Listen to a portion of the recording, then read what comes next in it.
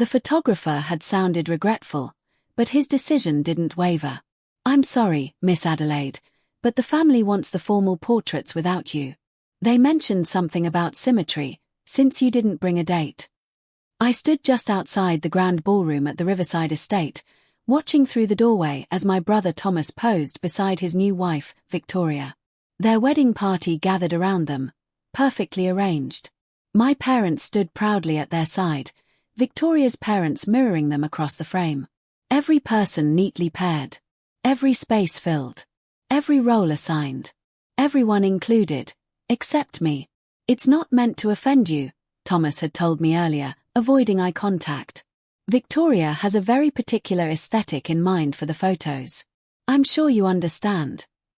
What I understood was that for 6 months I'd been quietly labeled the family disappointment, the 32-year-old sister who was always single, constantly traveling, and mysteriously vague about her career. At the engagement party, Mom had introduced me with a tight smile. "Adelaide travels all the time." Translation: no roots, no stability, no real life. Victoria had added sweetly, "She's never anywhere long enough to meet someone. That must be hard." Her sympathy was polished and hollow. At the reception, I'd been placed at table 12. Not with family. Not even nearby. I sat among Thomas's colleagues from his accounting firm, pleasant people discussing audits and fiscal forecasts while I rearranged food on my plate. "So what exactly do you do?" Martin, a senior auditor, asked kindly. "I work in international relations." "Oh, private sector." "Mostly government liaison. Diplomatic coordination." "Interesting," he replied, already turning back to his wife. No one ever pressed further. They couldn't. My life was stitched together with non-disclosure agreements and encrypted calls from anonymous hotel rooms. It wasn't the kind of work you summarized over salmon and Chardonnay.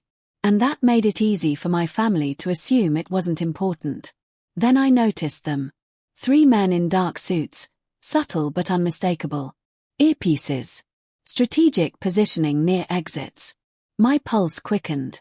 He wouldn't. "Adelaide." Marcus appeared beside me as if he'd stepped out of thin air. "We have a development." "His coming."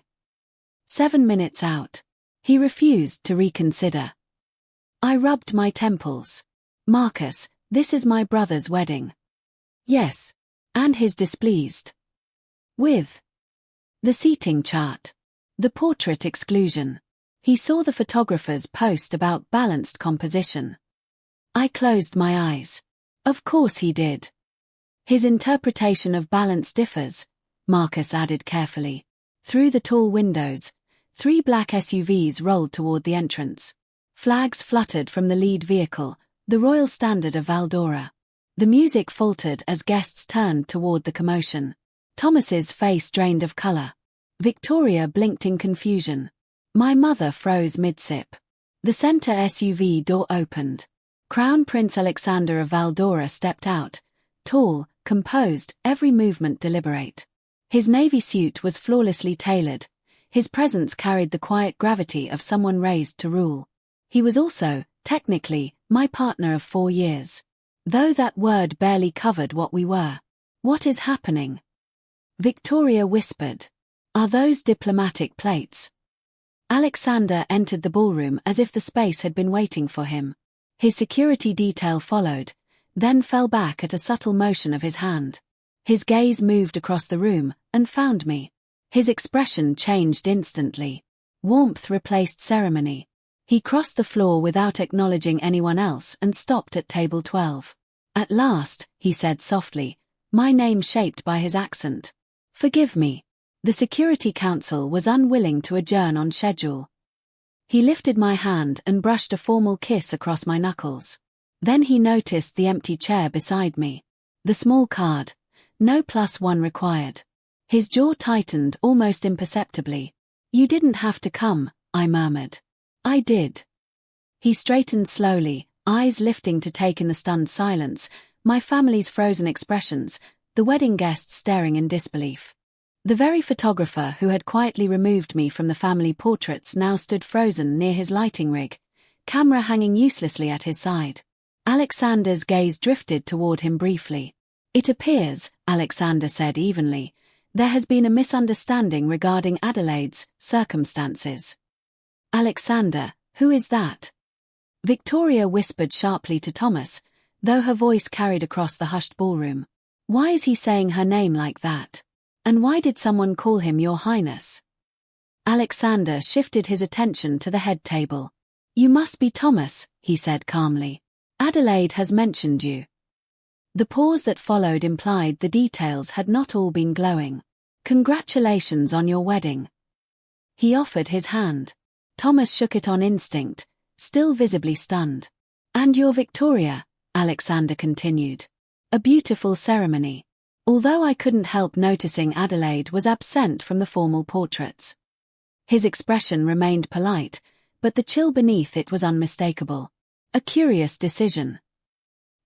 Well, we thought, she didn't bring a guest," Victoria faltered. "She did," Alexander replied smoothly. "She has, in fact, had one for the past 4 years. However, Adelaide is exceptionally careful about her security obligations, which include maintaining discretion around her private life. It seems that discretion has been misinterpreted." My mother finally stepped forward. "I'm sorry, who are you?" Alexander's chief of security stepped in, producing a slim leather case. "His Royal Highness Crown Prince Alexander Edouard Philippe of Valdora," he announced clearly. "Heir to the Valdorian throne. Chair of the European Council on Economic Development. Special Envoy to the United Nations." He presented my mother with a card bearing the royal insignia. "And partner to Adelaide since their introduction at the G20 summit in Rome." The room fell into complete silence. Dad blinked at me. "You're seeing a prince?" "The Crown Prince." "The distinction matters," Isabel, Alexander's secretary, clarified gently. "I serve as his senior diplomatic advisor," I said, finding my footing. "That's why I'm constantly abroad. Why I can't always share details. Much of what I handle involves classified negotiations and sensitive international matters." Alexander pulled my chair back as I rose. He stepped close beside me, his hand resting lightly at my waist, an unmistakable statement. "Adelaide oversees Valdora's foreign policy strategy," he addressed the room. "She has brokered trade agreements with 17 nations, advised during humanitarian emergencies on 4 continents, and just last month helped resolve a border dispute that might have escalated into armed conflict." Thomas stared in disbelief. Victoria looked unsteady on her feet. "Her work protects stability and saves lives," Alexander continued, his composure sharpening. "She is one of Europe's most respected diplomats. Heads of state consult her regularly. The Secretary-General of the United Nations calls her directly. And yet she was deemed unnecessary for a family portrait." "We didn't realize," my mother breathed. "You never asked," I said quietly. "For years I tried to explain. You decided international relations meant drifting. You assumed my travel meant instability, not responsibility." Alexander's hand pressed reassuringly against my back. "I requested that Adelaide keep our relationship private," he said.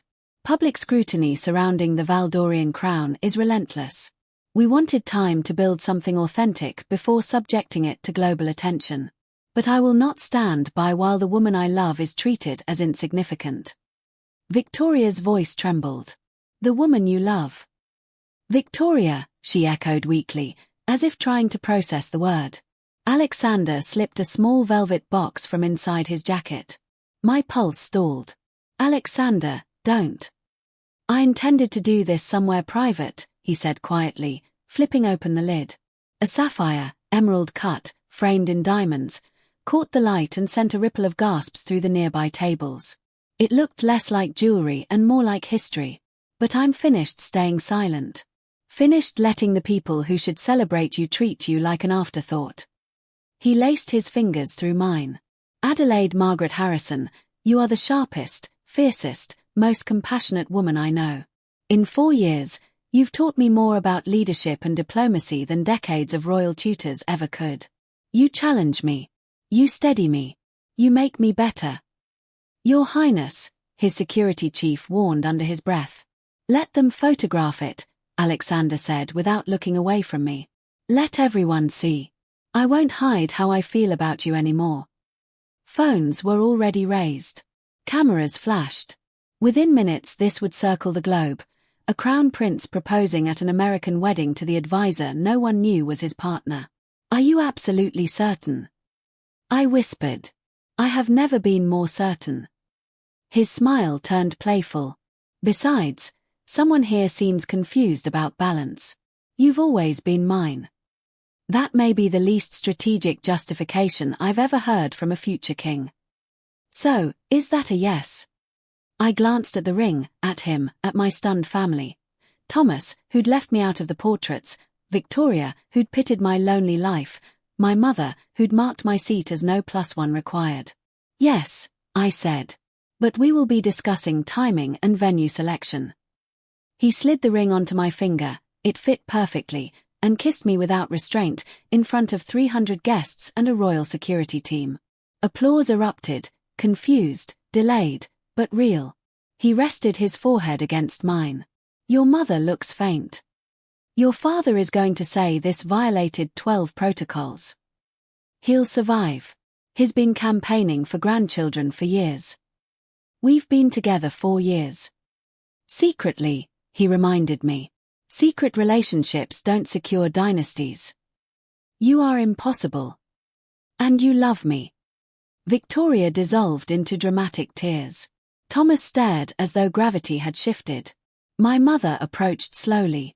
Adelaide, you're engaged to a prince. Crown Prince, Isabel corrected gently from behind her tablet. Dad blinked. Why didn't you ever tell us? I tried, I said. You didn't want to hear it. Every time I mentioned my work, you dismissed it. Every time I missed something for duty, you assumed I was avoiding you. Alexander squeezed my hand. She has sacrificed holidays, birthdays, entire seasons, to serve her country, he said firmly. She's helped prevent conflict, coordinated refugee operations, earned commendations you'll never read about. She is extraordinary. Thomas shook his head. You never explained. I couldn't explain everything, I replied. But you never asked what I could share. Victoria sniffed. I thought you were lonely. I was drafting UN speeches and planning a week in the Riviera, I said gently. A guard stepped forward. Sir, the media has picked it up. It's trending globally. Release confirmation, Alexander said. We're engaged. He turned back to my family. Apologies for the interruption. Not for the message. We should probably go, I murmured. Victoria let out a shaky laugh. No, stay. I married an accountant. You're marrying a future king. Both marriages matter, I said sincerely. I looked up at Alexander. Are you ready for what this changes? Everything worthwhile changes something, he said. I love you. I won't hide that. The photographer edged closer. Would Your Highness like to join the family portraits? Alexander smiled faintly. Adelaide stands first. She belongs there. So we posed, my astonished relatives flanking a crown prince, his hand warm at my waist. Your parents look terrified, he murmured. They just realized their daughter outranks them, I whispered. You already did, he said. Professionally. The reception buzzed with frantic searches and whispered speculation. Later, Mom hugged me tightly. I should have trusted you. You should have, I said softly. But I'm still your daughter. My daughter, a princess. Eventually, I teased. If I survive palace training. Alexander returned. We need to leave. Early flight to Geneva. Mom shook her head. All this time, and I never knew what you were doing. I don't run the world, I said. I just help steer it. In the car to the airfield, I finally breathed. That escalated, I said. You're marrying into royalty, he replied. Subtlety isn't guaranteed. Any second thoughts? I studied the sapphire gleaming on my hand, the future ahead of us. None, I said. Though next time, maybe not at a wedding. He laughed softly. The world deserved to see you as you are. My phone buzzed. Thomas, I'm sorry. You deserved better. He looks at you like you're everything. I typed back, he does. Enjoy your honeymoon. Another message from Victoria. Please teach me royal protocol before your wedding. I refuse to embarrass myself. Despite everything, I smiled. Good news. Alexander asked. My family is finally seeing me clearly. About time. He drew me close. Now, about tomorrow's UN briefing, I've reconsidered the aid allocation framework. And just like that, we shifted back into partnership mode, the rhythm that had defined us for years. Only now, there were no secrets. No more being underestimated. No more being the spare seat at the table. Just us, negotiating treaties, attending state dinners, preventing crises, and building a future side by side. Some people get proposals at sunset on quiet beaches. I got mine at my brother's wedding from a crown prince determined to prove my worth. Unorthodox. Highly public. Slightly chaotic. And absolutely right.